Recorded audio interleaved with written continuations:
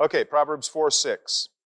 Do not forsake wisdom, and she will protect you. Love her, and she will watch over you. The beginning of wisdom is this: get wisdom. Though it costs all you have, get understanding. Cherish her, and she will exalt you. Embrace her, and she will honor you. She will give you a garland to grace your head and present you with a glorious crown.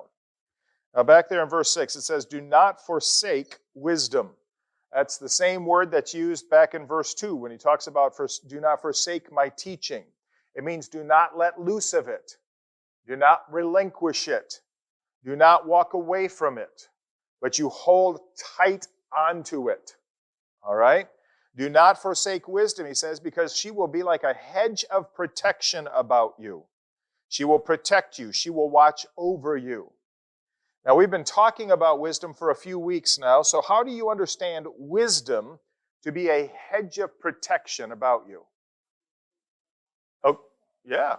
Yes, it'll put a barrier. She said, if you didn't hear in the back, it'll put a barrier between you and doing foolish things. Yes, yes. Helps you identify directions, things you should do, things you shouldn't do. Protects you in making those decisions. It guards our path, guides us along the right path. Verse 7. Verse 7 says that the wisest thing you can do is get wisdom. The smartest thing you can do is get smart. Skilled living means learning to live skillfully. In verse 7 there, the beginning of wisdom, that's that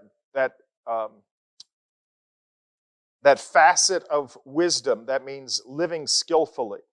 So he says the beginning of wisdom is this: get wisdom. Ta-da! Yeah. And the first step in being a wise person is understanding you're not wise and you better seek wisdom.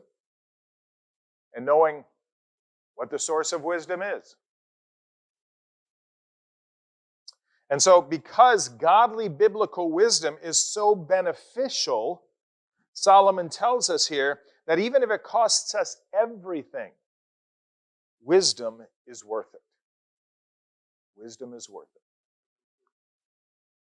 Verse 8 says that if we put godly wisdom on a pedestal, cherish her. It's the idea of putting her on a pedestal. Actually, it's a word that means to build up a mound of ground and set whatever it is on top of that mound, so to elevate it. If we put godly wisdom on a pedestal, if we honor her, she will lift us up. Wisdom will lift us up. She will give you a garland to grace your head and give you a glorious crown. In other words, a life of godly wisdom is visible, it is noticed, and there's public recognition. How many of you can look back over your life, and even we're only in chapter 4, but you can identify an individual or a few individuals, and you say, they were very wise. Anybody? Yeah, a couple hands go up, a few hands.